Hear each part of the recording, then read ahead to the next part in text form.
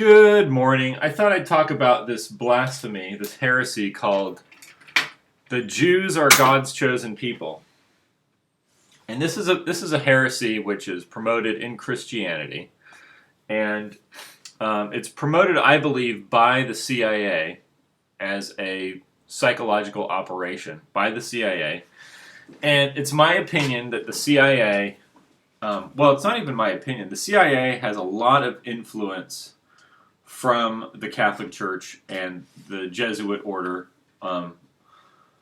through Georgetown University and other means, but I don't want to go into all that. I just want to give you the background that CIA is not entirely, but probably predominantly Catholic and serves the interests of the Catholic Church worldwide, which is why it doesn't really serve the interests of America, and is why they tried to take out the President of the United States repeatedly this time around with Donald Trump, and why they installed Barack Obama, and why they're doing all this stuff to bring in a new world order, a global government, right? So it's because that's what the Vatican wants. They don't want nationalism. And when you look at people's, one of the big confusions in World War II, for instance, is that Hitler was Catholic. And that people think, a lot of Catholics think that was a Catholic movement. And it's true that Hitler was Catholic, but Hitler was also a socialist. And it was actually a socialist movement, unlike the Bolsheviks, which were also a socialist Republican. This is all Republicanism. It's Republican socialism. But these were all Republican movements. Both the socialist movement and the fascist movement were essentially Republican movements. And unlike the Bolshevik movement, the German socialists did not want to get rid of religion entirely. They just wanted religion to be secondary to the power of the state. That is not what the Catholic Church wanted. The Catholic Church has historically always been the source of the state. So the Catholic Church imposes the state. And you follow, and just like it says in Romans 13, that the government comes from God, and so the Catholic Church is giving you your government. It came from God, so then, therefore, opposing it is to oppose Jesus, and to oppose God, and to oppose all that is good. That's the propaganda.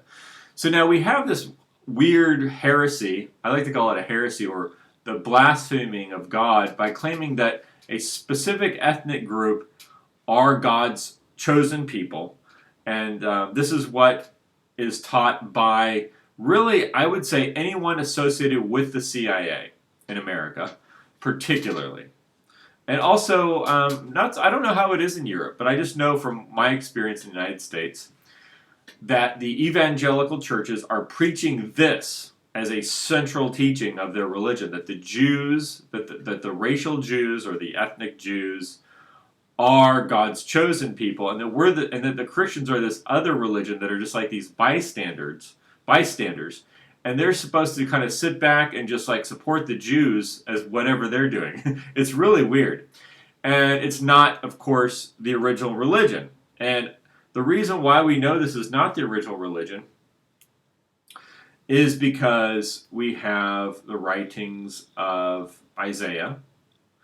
And Isaiah says that the God of the Bible is a God of justice. And the Bible, as I've said before, if you want to understand who the God of Isaiah is, and this would also be the God of Abraham and Isaac and Jacob and Noah and all these other guys, what the story is about is that in the old ancient Sumerian stories, the gods, the Anunnaki, were killing the humans because they were loud and obnoxious and annoying. Whereas in the new religion, God is killing humanity because humans aren't virtuous. They're not virtuous. They're not righteous.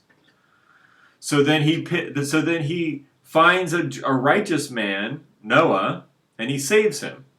See how the story is different? In the original story with the Anunnaki, God's going to wipe out all the humans, and then this other God comes to save the humans, and he just starts, but he doesn't want to just save the virtuous humans. He wants to save all the humans. So it's a new story, right? It's a new theme to an old story.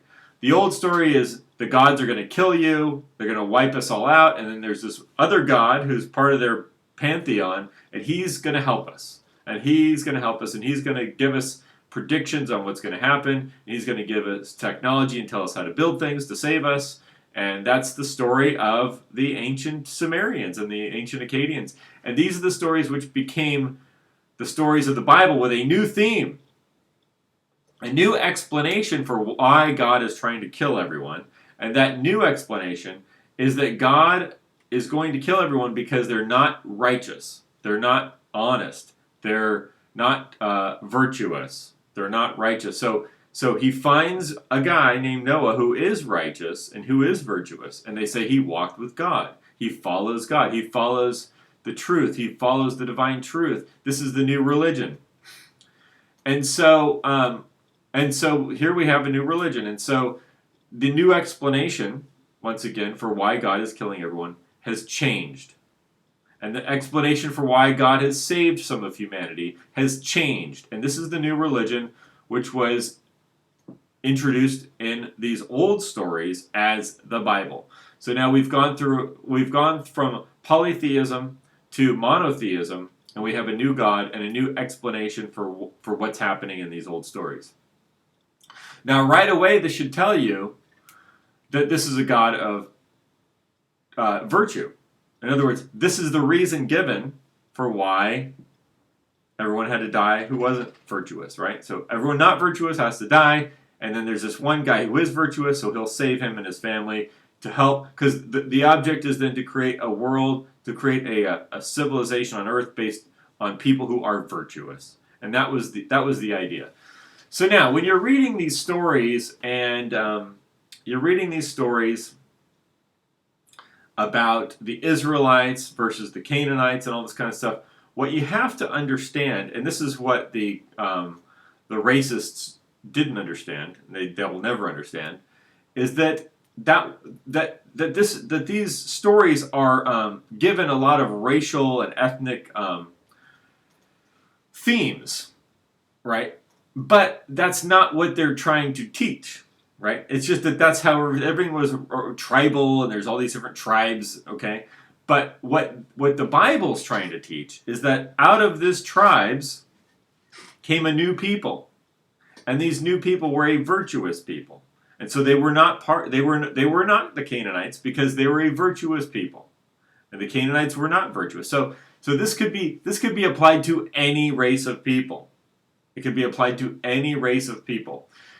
Because the idea here is that in civilization, not everyone is virtuous. Not everyone is truthful. And so they've tried to separate themselves out from these other people who are the same exact race as them, and said, we're a new race. We're a new race. We're a race of virtuous people, as opposed to just whatever you are. And the book of Baruch is really the earliest place where this is pointed out specifically, where he says in one passage, which I'm not going to dig through and find right now because I'd have to read through the whole book and I don't feel like rereading it again, but he points out that this is the book of Baruch. This is the man who many believe was assembled much of what is in the Bible as far as organizing these books into as far as organizing all this literature into a book form. Now, he wrote a book, the book of Baruch, and he refers to those who are of the same race, but not the virtuous people, as of Canaan and not of Israel. Get it? So if let's say we have this new religion, we're all the same. We're all the same race as these pagans, but we consider ourselves a new tribe because we're not part of them because they're not living virtuously. So we've set up a religion as a new tribe.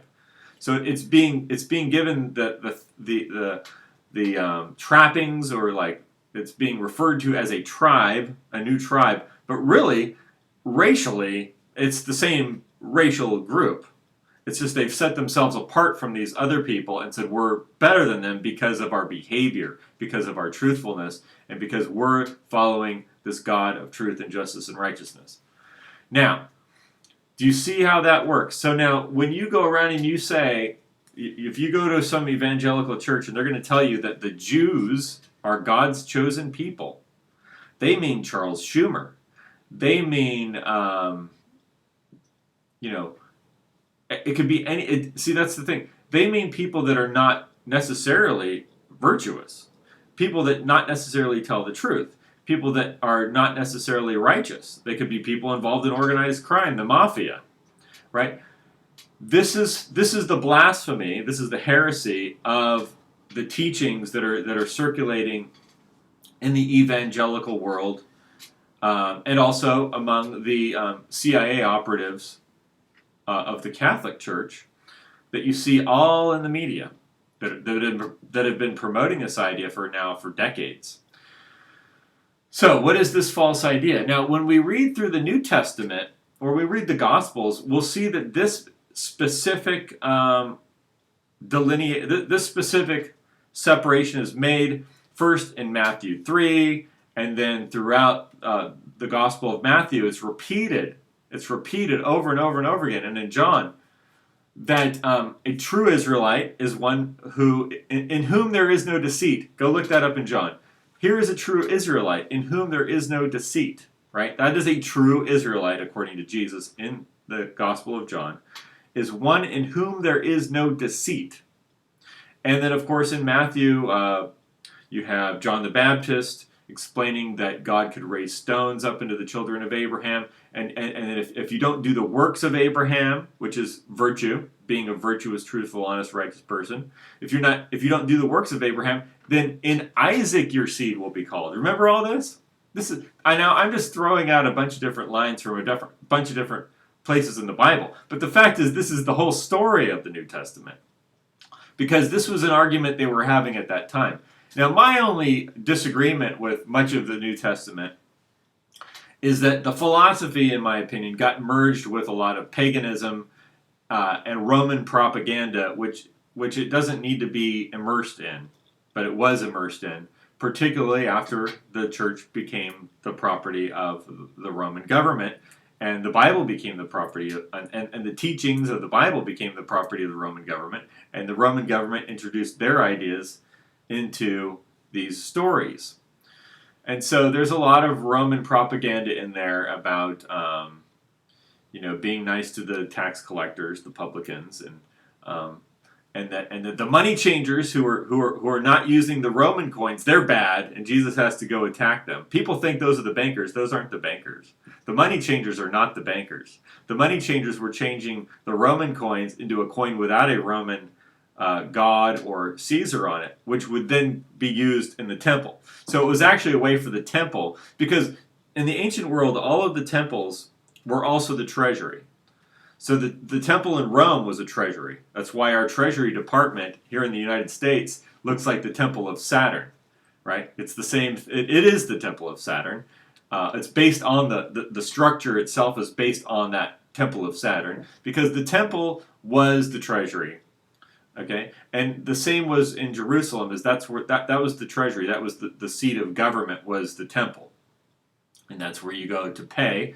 And they didn't want to use Roman coins. They wanted to have their own currency, and that's what the money changers did. This would be today like you not accepting Federal Reserve notes and instead only accepting a gold piece or a silver piece or some other coin without without the words Federal Reserve on it. Right? So you'd be bad, and Jesus would have to come and punish you for that. That's what I'm talking about as far as Roman propaganda that was introduced into the Bible.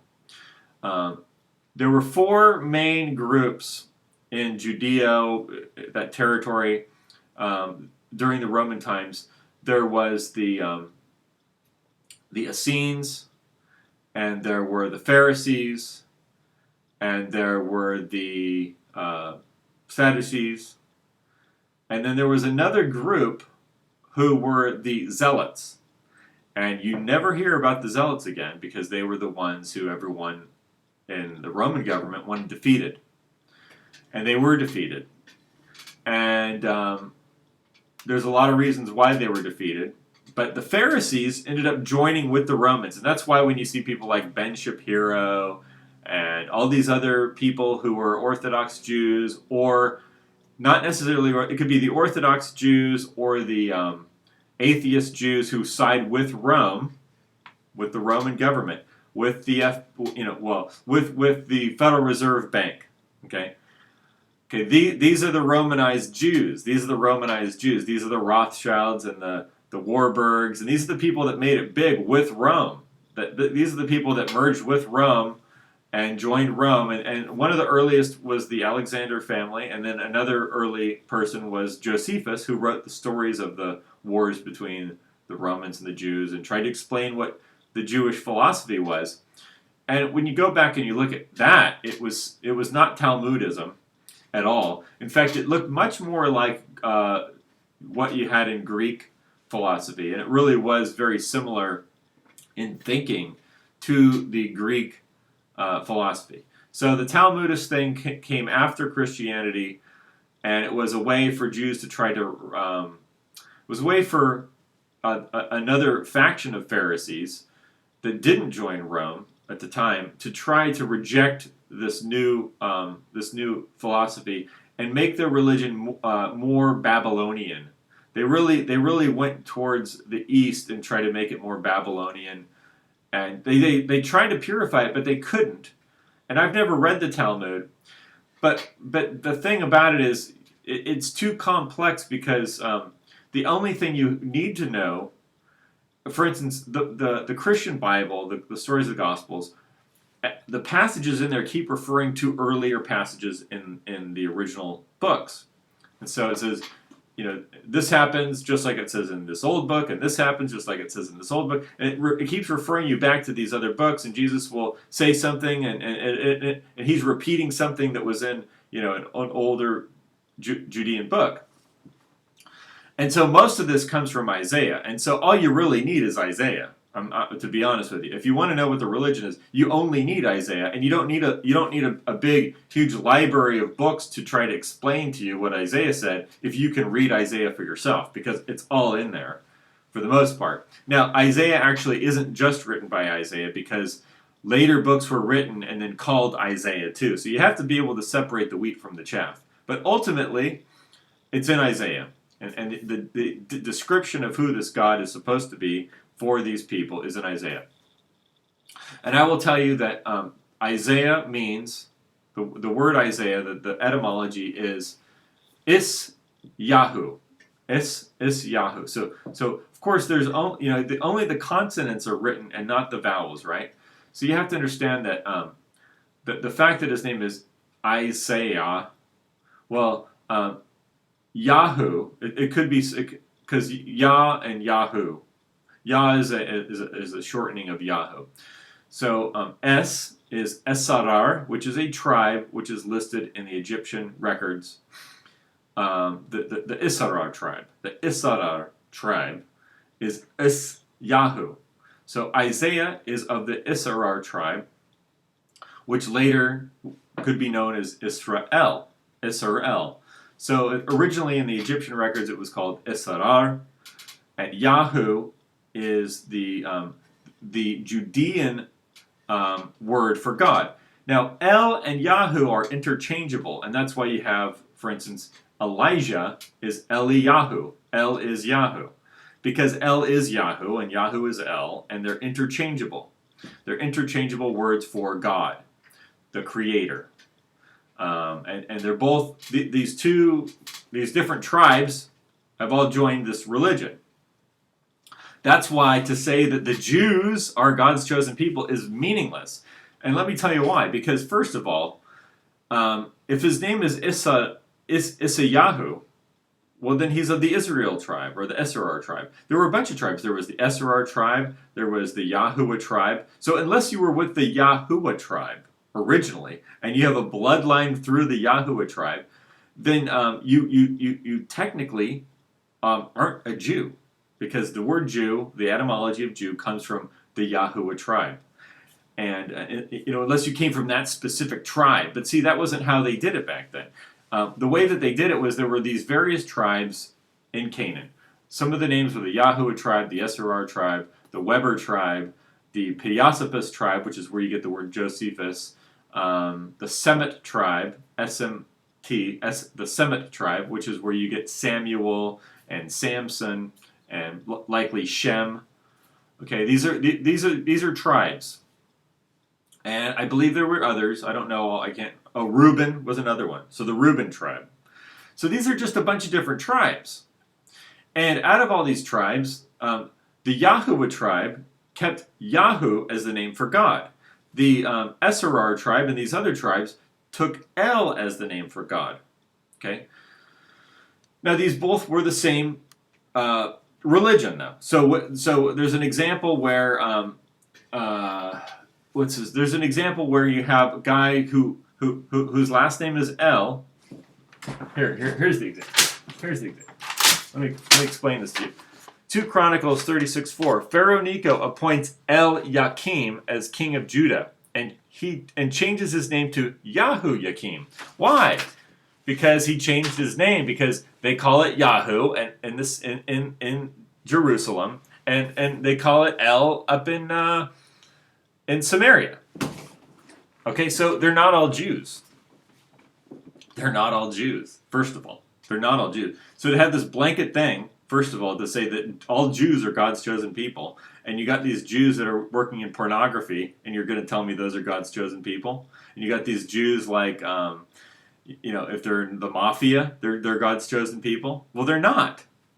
Now, I'm not saying that a person who's racially Jewish, who's actually racially Jewish, and that they came from the Yahuwah tribe of 2000 BC and 1500 BC. Like, I'm not saying that person could not be a follower or a disciple or someone who's of God. In other words, they're virtuous, they're truthful, they're honest, they're righteous. Of course they could be. Anyone could be, because anyone of any race can be.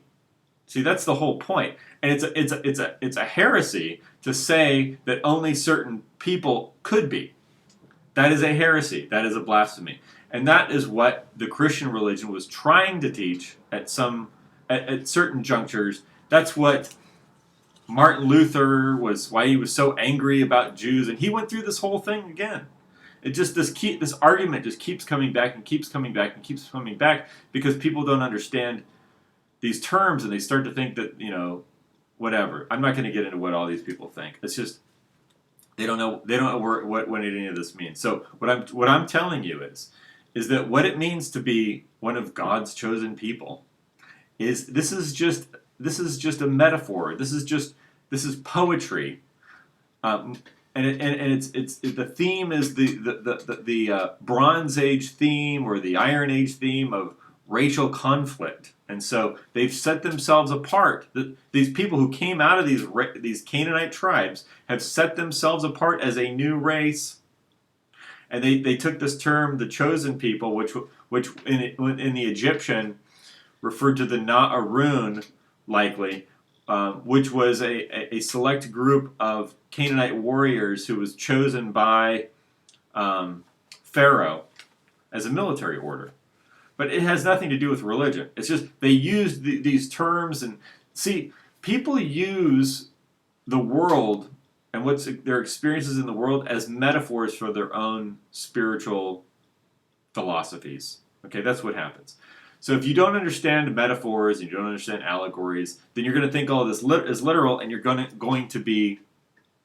go down this road of stupidity, a never-ending road of stupidity. So now, El and Yahu. Okay, so you have these. So what I'm telling you is, who would God's people actually be? They'd be the ones that follow truth, the people that do righteousness, the people that do works of virtue and truth and honesty and righteousness. And see, this is what Moses. This is what Noah, right? This was why. That's in the story, because we were told that he was someone who fit this type of mode. This was his type of character, right? So it's really about your character. That's all it's about. All about your character. If you think it's about your blood or your race or your ethnicity or the Jews or the racial Jews, and we got to find out what their DNA type is, and then they're the chosen race. This is a blasphemy promoted by Christianity, by the evangelical churches, by the CIA, which is linked to Georgetown University, which is linked to the Vatican. And they're causing a lot of problems for people. And so you need to free yourself from this. I'm not saying that someone who's Jewish, because they'll tell you that there's this biological Jew and all this nonsense. I'm not saying that at all. I'm saying that anyone on earth of any race or ethnicity could be a virtuous, truthful, honest, decent, wonderful person. And that this is the religion that was imposed on these ancient stories in the Bible. And this is the God of Isaiah. And of course, now, this religion came about from among a certain group of people of a race in a particular geographic location. So they also had their cultural traditions and all these kind of stuff, but all that's secondary. And it's fine. That's what I'm saying. It could be any race could have this religion of following the truth and making truth their god and making being virtuous the object of their religion. See, this is not paganism. Do you see how that's not paganism? Paganism is a veneration of nature. Now, as far as I'm concerned, I like paganism because I love nature and I love venerating nature. But it's a different religion. It really is. It's totally different than venerating the truth, because the truth has nothing to do with the seasons or the stars or the birds and the bees. It's like it has nothing to do with any of that. So that's why it's a separate thing, and it's very unique to the human soul, because the human soul desires truth and desires virtue, right? And this is really something that has to do with interpersonal relationships, right? If you live in a civilization, you need these things, and these things have to be the central, most important thing. More important than the sun, more important than the wheat in the fields and the agriculture and when the floods come and all this. All that stuff's great.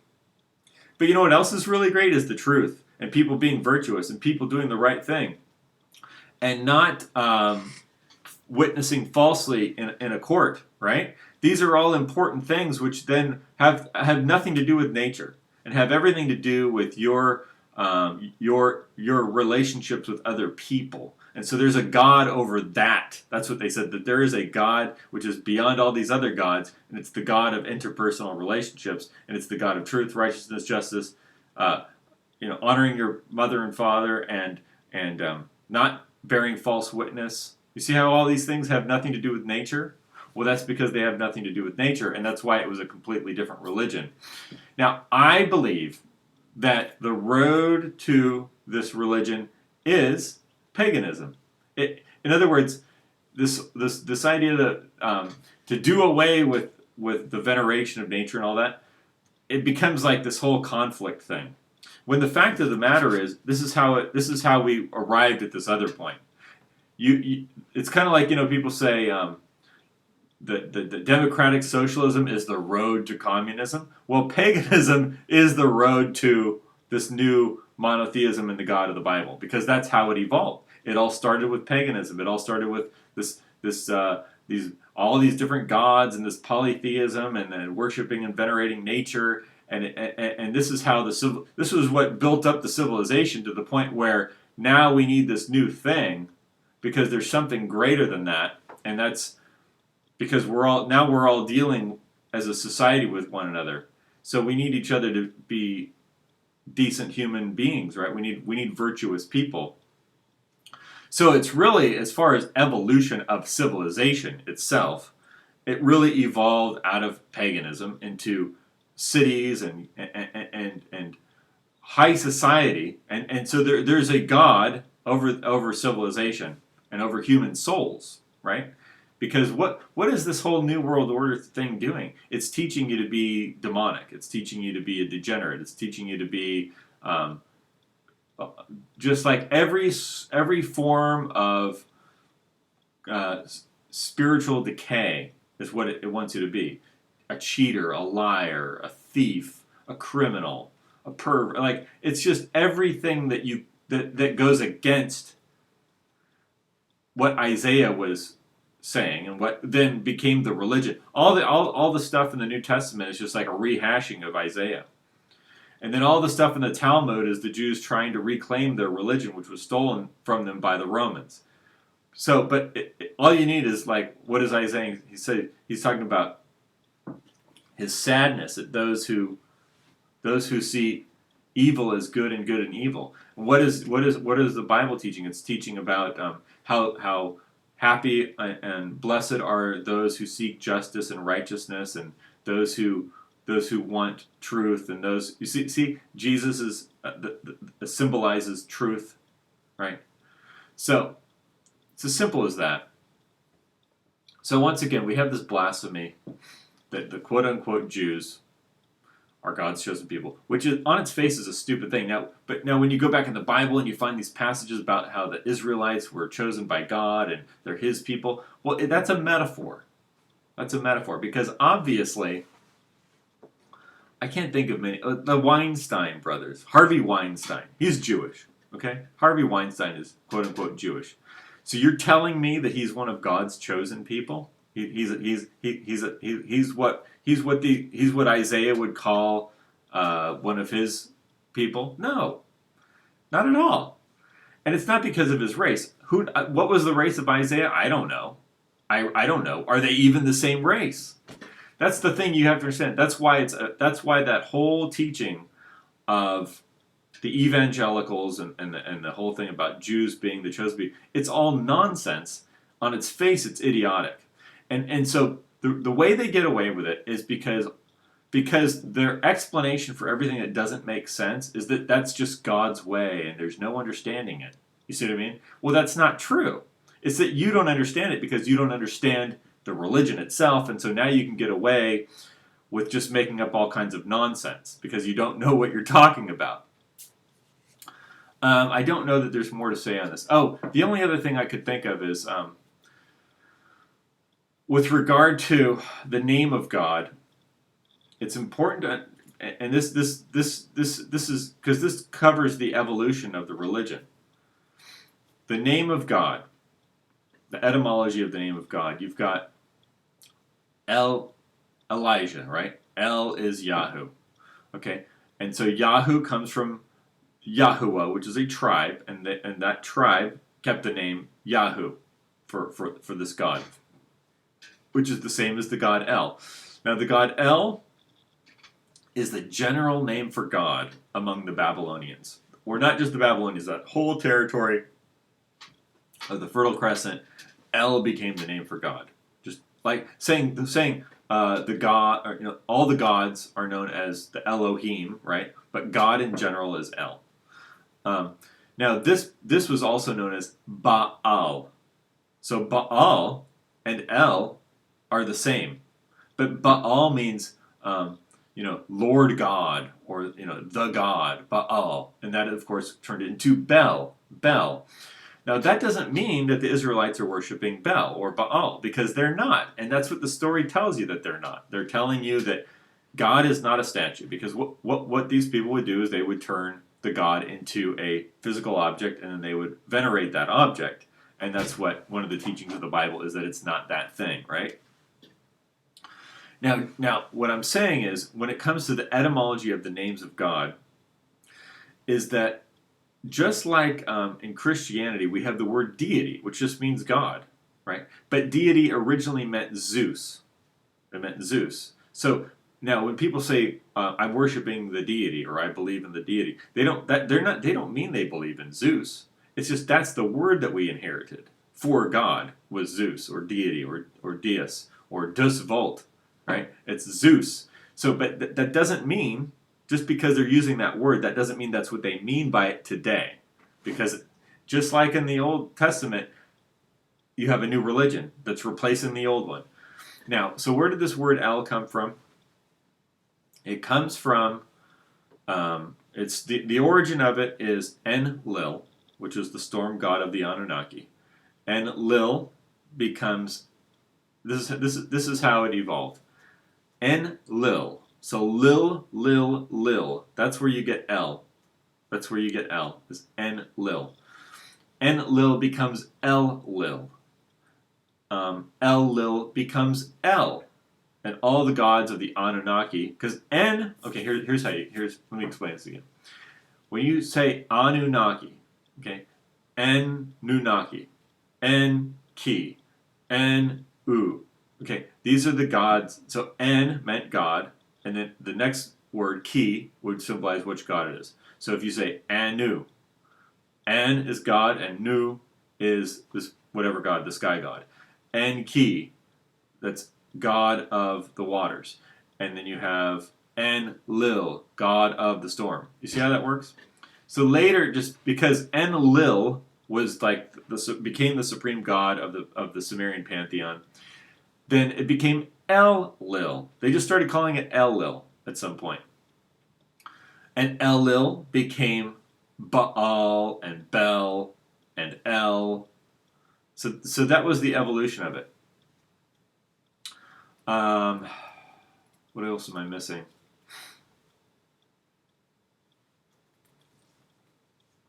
What else am I missing? Okay, I think that's it. So, what else am I missing? Shit. Okay, I think that's it. All right, well, if I think of anything else, I'll tell you.